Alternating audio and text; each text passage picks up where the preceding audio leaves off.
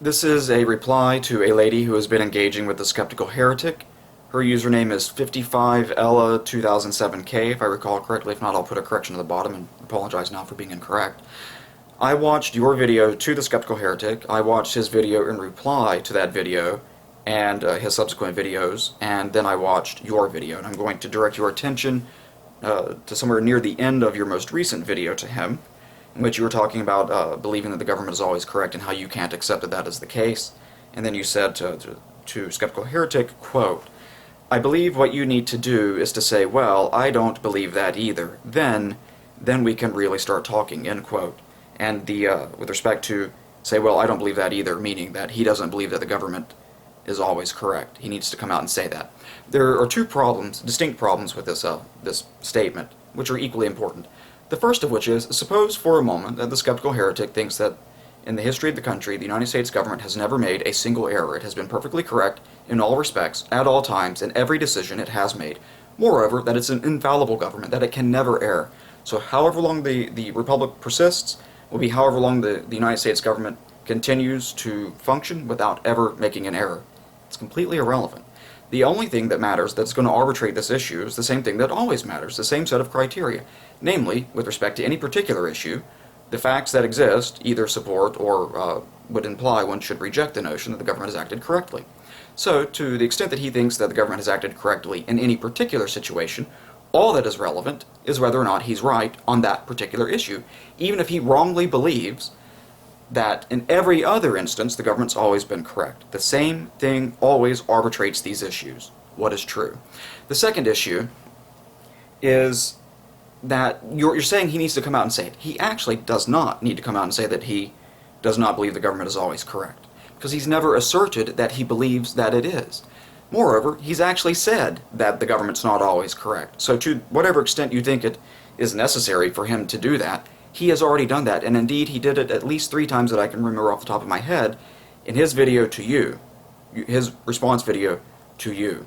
And indeed, in the video to which I'm now responding, you seem to be aware that he is at least of the opinion that the Bush administration made some errors. So, you are obviously already aware that he has prominently said he does not think that the government is infallible. He does not think that the government is always correct. So your challenge has already been met, and you were in possession of that knowledge before you issued what you believe him before you said what it is you believe he needs to do. Now, this is, like you mentioned in your video, that there's an implication out there. People have drawn an inference about what Skeptical Heretic thinks. This says a lot about what people do when they're listening, more so than what it is that he's doing when he's speaking. I'll put it to you like this. People are not very good listeners. They don't do the work of actually trying to do the first thing that one needs to do when listening to another speak. Namely, listen to exactly what the claim being made is. Don't try to draw any inferences. Don't try to guess what the person's motivation is. Don't try to think of other things. Listen exactly to what has been stated. Start there. What is the exact claim that has been made? And if you're not sure, ask questions. But start with that. And once you figure out exactly what has been claimed, then you can start wondering about what other information is relevant. What are this person's motivations maybe, or all these other issues. But the first course for the honest listener is to determine precisely what the person has actually stated, not what can be derived from what has been stated. And I'll give you an example. This is a frivolous example, and yet it's something that I know you don't know anything about me. It's something that I would use commonly to calibrate the type of person I was dealing with before I would start an interview or an interrogation. Very simple questions to determine how precise of a speaker is this person, and are they actually listening to what it is that I'm asking them to tell me. And very often, okay, I would determine this person is not a precise speaker. Moreover, this person is not a careful listener, because they have not actually answered the question I put to them. And if you think about it, as I'll demonstrate in a moment, this is emblematic of the human condition. So take the most banal kind of conversation you can have. In fact, I'll work it backwards. If you hear someone say, It is 4:15. And then ask yourself, what question would result in an answer? It is 4:15. The question you're going to come up with is, what time is it? However, what is really the case, almost exclusively, is that that question was not actually asked. The question that was asked will be something like, do you know what time it is? Or, do you have the time? Or, do you have a watch? Something along those lines. And the response to one of those three questions, and maybe there's another couple of variants you can throw into it, will be the person responding by giving the time. They're not answering the question they were asked. Now, it's perfectly innocuous in this case, because it's a fairly reasonable inference to conclude that if I say, yes, I do have a watch, the next question is going to be, what time is it? And I'm just going to skip all that, all the foundational work there and just give the person the time. However, that extension from what was actually asked to what will be the end state of the series of questions plagues conversations. People are always, not always, but almost always doing that inferring work without thinking very carefully about what exactly has been asked, so as to provide a very precise response to that question. It's just how we talk. But on issues that matter, that what is innocuous in daily conversation, that habit does not go away. And it comes up all the time. So, there's that. They're not a precise listener. They're not actually interested, I would conclude, when talking to people before an interrogation or whatever, they're not actually interested in answering a question I pose to them. Rather, they are interested in answering what they imagine I'm eventually going to ask them. Okay, and also, with respect to the precision, because I did mention that, precision in answering, when you ask someone the time, they almost never actually give you the time. They approximate it. It's 4:15 when it's really 4:10. Okay, perfectly innocuous in that case, but it tells you that the person does not actually pay very careful attention to the facts that are before them with respect to how they're representing those facts. In the case of the time, it's perfectly harmless. It's innocuous. Almost always, not always, but almost always, in just normal conversation. Yet and still, that habit of being imprecise and stating something that you're representing as true, permeates almost all communication that happens between people, except for people who are trained in this and who pay very careful attention to it. And I'm going to come on to one of your other questions about who to trust. Well, first of all, who to trust? Almost no one, and to the extent that you do trust people, make it a limited degree of trust.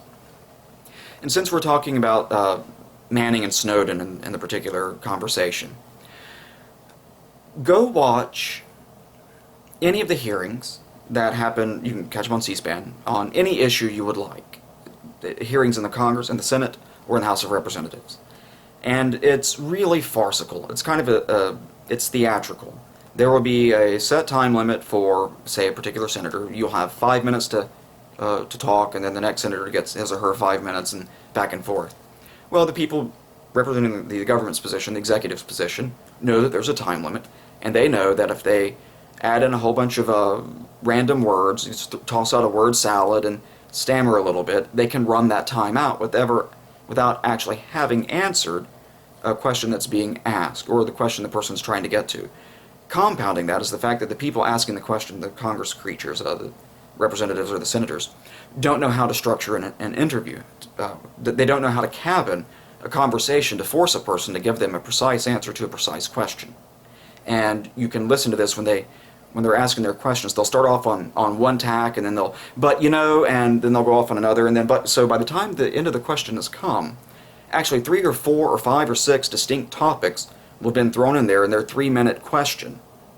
And then there's just no way to effectively answer that, because you can't possibly have an idea of what the person's really driving at, or even indeed what they've actually asked, let alone, even if you did know, you wouldn't have the time to answer it. And, you know, the people testifying know this too, and they use that to their advantage. So I would propose that if you're elected to the Congress, Senator, House of Representatives, Senators, House of Representatives, that you have to go be trained at the FBI Academy on how to conduct a proper interrogation. So you know how to structure questions, and you know how to force someone, by the way you set up the interview, to actually answer what you want them to tell you. Also, people who are professionals at this, are aware of what I mentioned earlier about the do you know what time it is question. They know that the helpless person asking them questions is not going to think about it in that way. Precise answer to a precise question. They are the type of person, like all of us in our casual lives, who are going to do the inferring work without really paying attention to the precision work. So, you might be, if you're the person testifying, if you're me, for instance, I might get asked a question, and I will give a very precise and perfectly honest answer to the question I was asked, knowing that the person asking me is actually going to draw inferences that aren't true, and I could warn them against it, but I'm not going to give them that warning. Because it might be, in a particular case, you don't know anything about me, but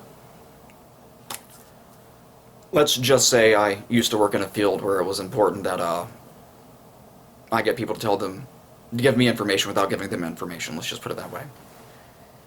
And I know this, and I would use that to my advantage to get them to believe false things by only ever saying entirely true things.